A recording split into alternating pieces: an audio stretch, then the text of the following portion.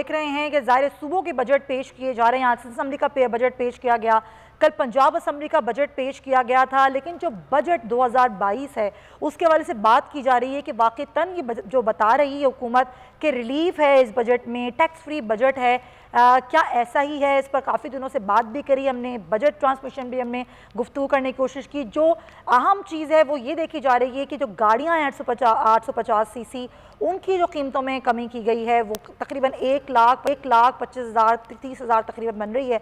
लेकिन उसके अलावा जो इनडायरेक्ट टैक्सेस की भरमार है, फिर 5,829 अरब रुपए का टैक्स हदफ जो हुकूमत ने रखा है, तमाम तर मामलात हैं, हुकूमत ये कैसे पूरा करेगी, इसी पर बात करने के लिए हमारे साथ मौजूद हैं साबिक़ वज़ीर भी हैं, माहिर मुआशियात भी हैं, डॉक्टर सलमान शाह साहब। डॉक्टर साहब बहुत शुक्रिया आपके वक्त का। सर पहले भी आपसे गुफ्तगू हुई थी जब बजट नहीं आया था, और अब बजट जबकि आ चुका है, सूबों के बजट भी पेश किए जा रहे हैं। जो कुछ अहम नुक्ते हैं जिनकी कुछ मैंने भी बात की इस बजट में, सबसे अहम बात कि जो हदफ मुकर्रर किया है हुकूमत ने और कैसे ही पूरा करेगी 5,829 अरब रुपए का हदफ।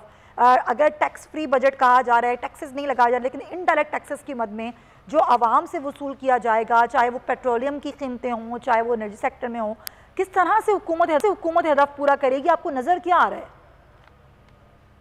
देखें, आई थिंक कि जितनी इस वक्त मोमेंटम है और जिस किस्म की रिफॉर्म्स हम करने जा रहे हैं FBR में, और सेल्फ असेसमेंट स्कीम जो है उसको करने जा रहे हैं रियल सेंस में इम्प्लीमेंट, और उसके साथ साथ हैरेसमेंट का एलिमेंट भी ख़त्म किया जा रहा है।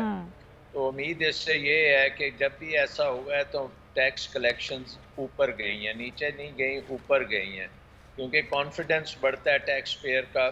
ज़्यादा से ज़्यादा लोग जो हैं वो टैक्स नेट में आना पसंद करते हैं, और उन्हें जब पता होता है कि हैरेसमेंट नहीं होगी तो वो उसको अच्छा अप्रिशिएट करते हैं। सो आई थिंक अगर देखा जाए तो पिछले साल भी टैक्स में खासी ग्रोथ आई है, 17-18% बढ़ गया है। इस साल भी ये बढ़ेगा और अचीव हो जाएगा, क्योंकि इस दफ़ा ग्रोथ भी है और उसके साथ साथ जो उसको अगर इन्फ्लेशन के साथ मिलाएं और रिफॉर्म्स का बीच में एजेंडा मिलाएं तो ये टारगेट पूरा हो जाएगा, यहाँ इसके बहुत करीब पहुँच जाएंगे। तो सर ये लग तो यही रहा है ना कि आम आदमी पर ही बोझ पड़ेगा। एक आम आदमी जो है वही बात है कि जो बड़े ताजिर हैं, जो ताजिर हैं, उनके बारे में हमेशा कहा जाता है कि वो टैक्स नेट में नहीं आते हैं। उनको टैक्स नेट में लाना कितना आसान होगा? उस पर ब्रेक मुझे लेनी है, यहाँ ब्रेक शामिल करेंगे, वापस आएंगे तो ये सवाल ज़रूर उठाएंगे कि क्या एक आम आदमी ही फिर वही टैक्स देगा, उसी के ऊपर बोझ पड़ेगा। सब्सक्राइब करें और बेल दबाएं ताकि कोई खबर रह न जाए।